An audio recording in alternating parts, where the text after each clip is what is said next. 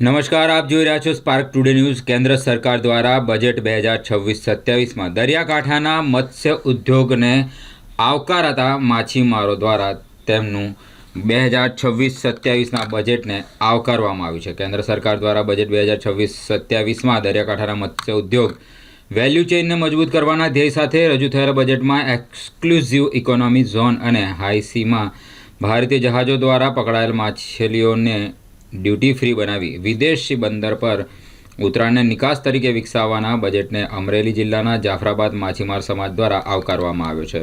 2530 કરોડની યોજના આધારિત હસ્તક્ષેપો માટે ફાળવવામાં મત્સ્યપાલકોને સંપદા યોજના 2500 કરોડની ફાળવણી મત્સ્ય ઉદ્યોગ વિકાસની કેન્દ્રીય સ્તંભ બનતા માછીમારોએ આવકારી છે।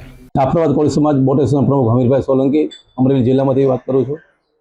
જે કાલે કેન્દ્રનું બજેટ સીતારામજીએ જે કાલે ફિશરમેન માટે જે બજેટ પસાર કર્યું તેમાં અમને ખુશીનો માહોલ છે, કારણ કે જે એક્સપોર્ટ ડ્યુટી ઝીરો કરી બીજા નંબરમાં ગવર્મેન્ટ સેન્ટ્રલ ગવર્મેન્ટ તરફથી ઘણી બધી અમને સવલતો આપવામાં આવે છે, જેને કે એન્જિનની, પછી આઈસ પ્લાન્ટમાં, ફિશ પ્લાન્ટમાં ઘણા બધી ગવર્મેન્ટની સ્કીમ છે।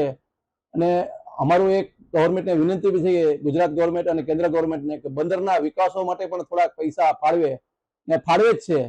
એટલે આવું જે બજેટની અંદર જે અમારા ફિશરમેનનું પણ ગવર્મેન્ટ ધ્યાન રાખે છે, એટલે અમે ગવર્મેન્ટ, કેન્દ્રની ગવર્મેન્ટ અને ગુજરાત ગવર્મેન્ટના શ્રી મોદી સાહેબ અને અમારા ભૂપેન્દ્ર પટેલ સાહેબ અને અમારા રાજ્ય કક્ષાના મંત્રી પરસોત્તમભાઈ સોલંકી અને અમારા બધાનો અમે આભાર માનીએ છીએ।